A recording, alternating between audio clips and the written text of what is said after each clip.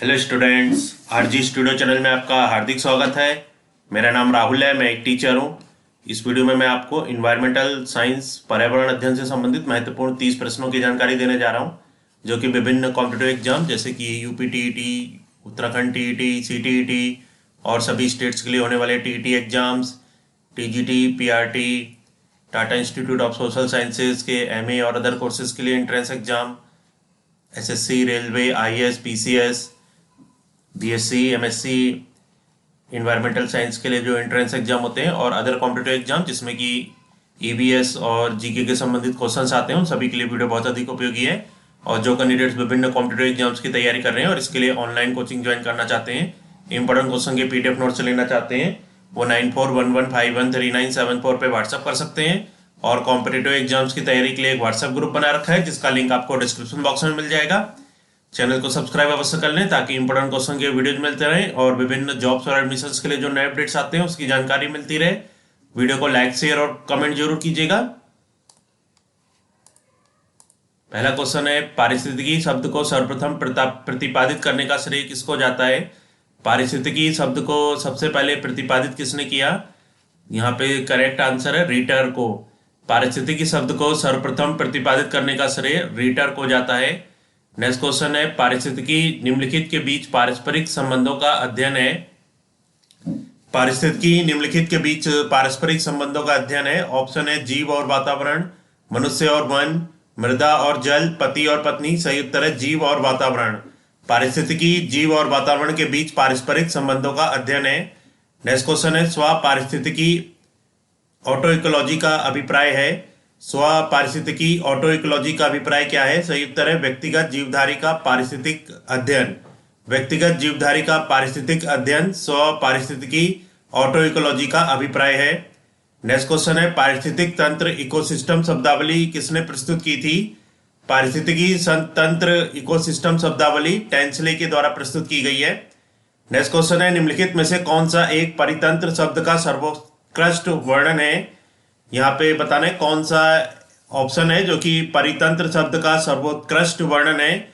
Option है ए है एक दूसरे से अन्योन्य क्रिया करने वाले जीवों का समुदाय, बी पृथ्वी का वह भाग जो सजीव जीवों द्वारा आवासित है, सी जीवों का समुदाय और साथ ही वह पर्यावरण जिसमें वे रहते हैं, डी किसी भौगोलिक क्षेत्र के वनस्पति जात और प्राणी जात। सही उत्तर है जीवों का समुदाय और साथ ही वह पर्यावरण जिसमें वे रहते हैं।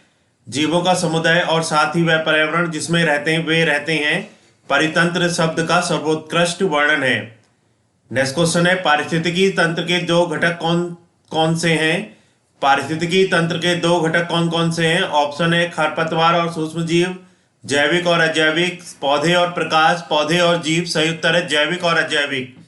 पारिस्थितिकी तंत्र के दो घटक जैविक और अजैविक हैं। नेक्स्ट क्वेश्चन है, निम्न में से कौन परितंत्र का अजीवीय घटक है?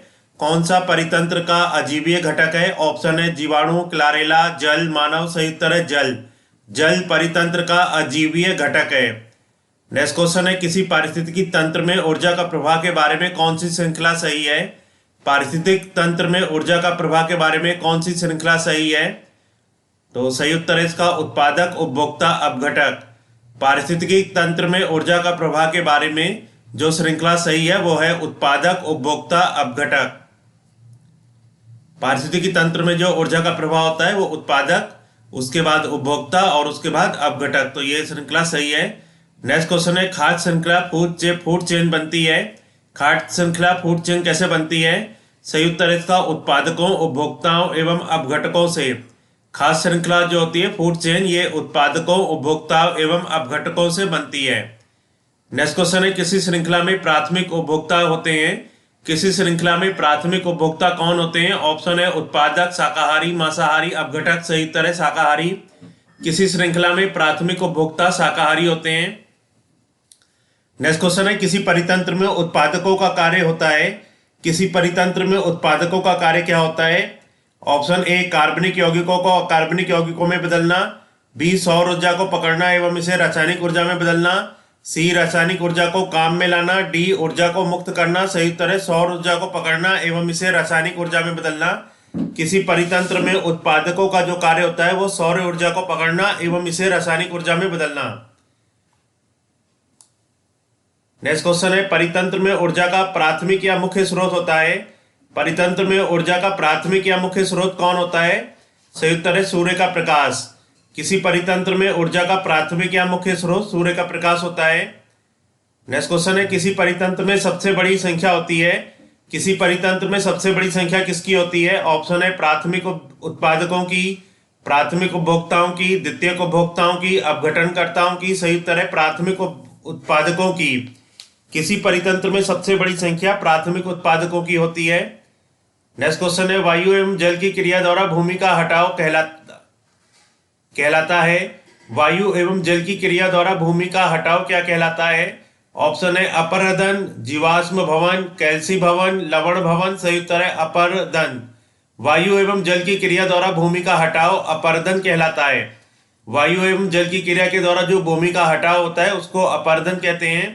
नेक्स्ट क्वेश्चन है, मृदा अपरदन रोका जा सकता है? मृदा अपरदन को कैसे रोका जा सकता है? ऑप्शन है अत्यधिक चरने द्वारा, वनस्पति के हटने द्वारा, वनों को उगाने द्वारा, बढ़ती पक्षी जनसंख्या द्वारा। सही उत्तर है वनों को उगाने द्वारा। मृदा अपरदन को वनों को उगाने द्वारा रोका जा सकता है। नेक्स्ट क्वेश्चन है, बाढ़ को रोका जा सकता है? बाढ़ को कैसे रोका जा सकता है? सही उत्तर है नदियों पर बांध बनाकर व वृक्षारोपण करके।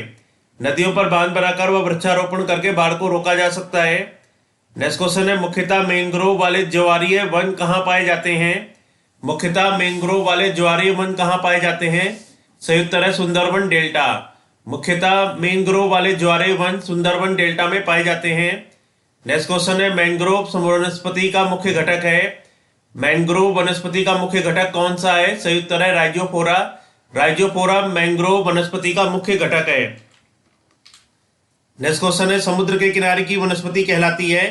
समुद्र के किनारे की वनस्पति क्या कहलाती है? ऑप्शन है लवणोद्भिद वनस्पति, समोद्भिद वनस्पति, जलोद्भिद वनस्पति, मरोद्भिद वनस्पति। सही उत्तर है लवणोद्भिद वनस्पति। समुद्र के किनारे की वनस्पति लवणोद्भिद वनस्पति कहलाती है। नेक्स्ट क्वेश्चन है, न्यूनीकृत पत्तियां और धसे हुए रंध्र किसके प्रमुख लक्षण हैं? न्यूनीकृत पत्तियां और धसे हुए रंध्र किसके प्रमुख लक्षण है? ऑप्शन है अधिपादप, जलोद्भिद, समोद्भिद, शुष्कोद्भिद। सही उत्तर है शुष्कोद्भिद। न्यूनीकृत पत्तियां और धसे हुए रंध्र शुष्कोद्भिद के प्रमुख लक्षण है। नेक्स्ट क्वेश्चन है, मरोद्भिदों में लंबा मूल तंत्र होता है क्योंकि? सही उत्तर है गहरे जल स्तरों से जल अवशोषित करने जड़ गहराई में चली जाती हैं। मरोद्भिदों में लंबा मूल तंत्र पाया जाता है क्योंकि गहरे जल स्तरों से जल अवशोषित करने जड़ें गहराई में चली जाती हैं। नेक्स्ट क्वेश्चन है, यदि संसार के सभी पौधे मर जाएं तो किसकी कमी के कारण सभी जंतु मर जाएंगे? ऑप्शन है ऑक्सीजन, काष्ठ, ठंडी वायु, भोजन। सही उत्तर है ऑक्सीजन। यदि संसार के सभी पौधे मर जाएं तो ऑक्सीजन की कमी के कारण सभी जंतु मर जाएंगे। नेक्स्ट क्वेश्चन है, अधिपादप एपीफाइट्स वैसे स्थानों पर पाए जाते हैं जहां पर? ऑप्शन है ऑक्सीजन का सांद्रण उच्च होता है, तापमान काफी कम होता है, वर्षा पूरे वर्ष होती है, वर्षा मौसम के अनुसार होती है। सही उत्तर है वर्षा पूरे वर्ष होती है।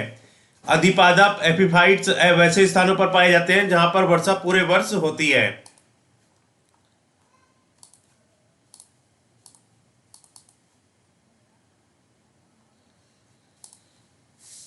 नेक्स्ट क्वेश्चन है, मिर्मेकोफिली एक लाभदायक संयोजन होता है कुछ पुष्पी पादपों का?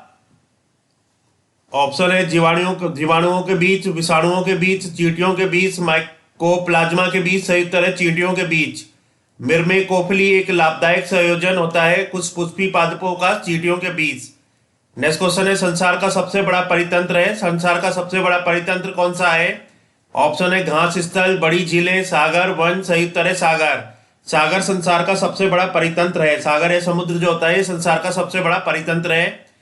नेक्स्ट क्वेश्चन है, मृदा अपरदन रोका जा सकता है? मृदा अपरदन को कैसे रोका जा सकता है?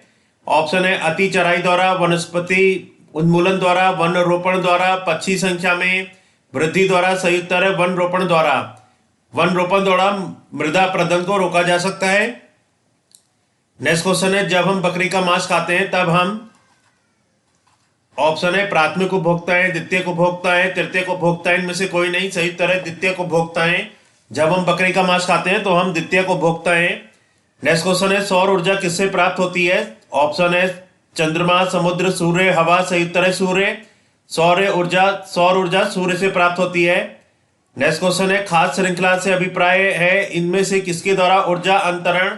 खाद्य श्रृंखला से अभिप्राय किसके द्वारा ऊर्जा अंतरण से है। ऑप्शन है भूगर्भ से धरातल की ओर, एक जीव से दूसरे के, निम्न अक्षांश से उच्च अक्षांश की ओर, नदी द्वारा भूमि के जीवों से सागरीय जीवों को संयुक्त तरह एक जीव से दूसरे के। खाद्य श्रृंखला से अभिप्राय एक जीव से दूसरे के द्वारा ऊर्जा अंतरण से है। नेक्स्ट क्वेश्चन है हाइड्रोफाइट कहते हैं, हाइड्रोफाइट किसे कहते हैं। ऑप्शन है एक सामुद्रिक जानवर को, एक जलीय पौधे को, एक पौधे रोग को, एक जड़ रहित पौधे को, संयुक्त तरह एक जलीय पौधे को। एक जलीय पौधे को हाइड्रोफाइट कहते हैं। हाइड्रोफाइट जो होता है ये एक जलीय पौधा होता है।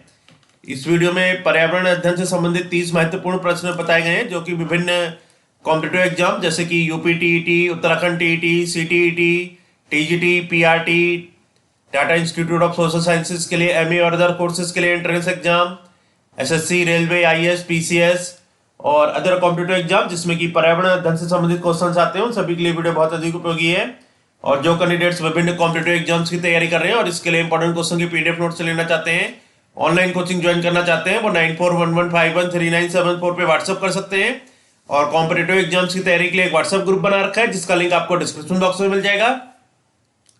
चैनल को सब्सक्राइब अवश्य कर लें ताकि इंपॉर्टेंट क्वेश्चन के वीडियो मिलते रहें और विभिन्न जॉब्स और एडमिशंस के लिए जो नए अपडेट्स आते हैं उसकी जानकारी मिलती रहे। वीडियो को लाइक, शेयर और कमेंट जरूर कीजिएगा। वीडियो देखने के लिए बहुत बहुत धन्यवाद।